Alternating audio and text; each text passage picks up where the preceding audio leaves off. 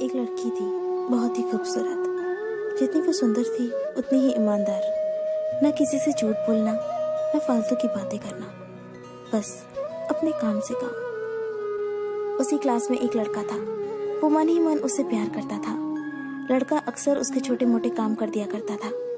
बदले में जब लड़की मुस्कुराकर उसे थैंक यू कहती थी तो लड़के की खुशी की सीमा नहीं रहती थी। एक बार की बात है, दोनों लोग साथ साथ घर जा रहे थे। तभी जोरदार बारिश होने लगी।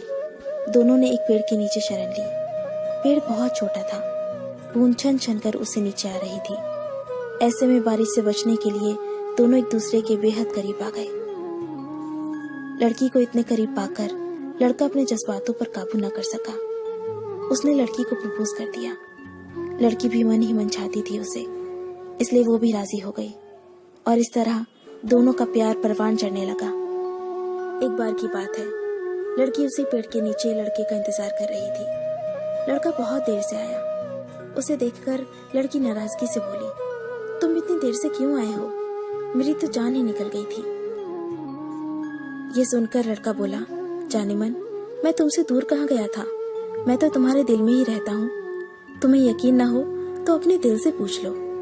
लड़के की इस प्यारी सी बात को सुनकर लड़की अपना सारा गुस्सा भूल गई और वो दौड़कर लड़के से लिपट गई। एक दिन दोनों उसी पेड़ के नीचे बैठे बातें कर रहे थे। लड़की पेड़ के सहारे बैठी थी और लड़का उसकी गोद में सर रखकर लेटा हुआ था। तभी लड़की बोली, जानू, अब तुम्हारी जुदाई मुझसे बर्दाश्त नहीं होती। तुम्हारे बिना एक पल भी मुझे 100 साल के बराबर लगता है। तुम मुझसे शादी कर लो, नहीं तो मैं मर जाऊंगी। लड़के ने झट से लड़की के मुंह पर अपना हाथ रख दिया और बोला, मेरी जान, ऐसी बातें मत किया करो। अगर तुम्हें कुछ हो गया तो मैं कैसे जिंदा रहूंगा? फिर वो कुछ सोचता हुआ बोला, तुम चिंता मत करो, मैं जल्दी अपने घर वालों से बात करूंगा। धीरे धीरे काफी समय बीत गया।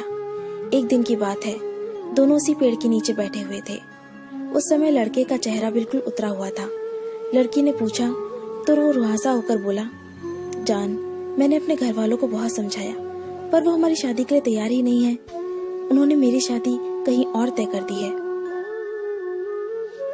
ये सुनकर लड़की का कलेजा फट पड़ा।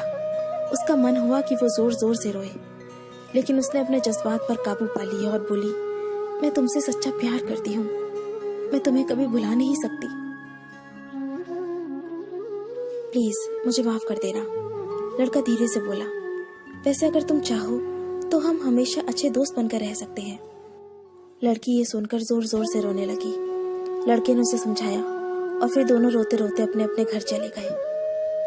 देखते ही देखते लड़के की शादी का दिन आ गया। लड़के को यकीन था कि उसकी शादी में उसकी दोस्त जरूर आएगी, पर ऐसा हुआ नहीं। हाँ, लड़की का भेजा हुआ एक गिफ्ट पैक जरूर मिला।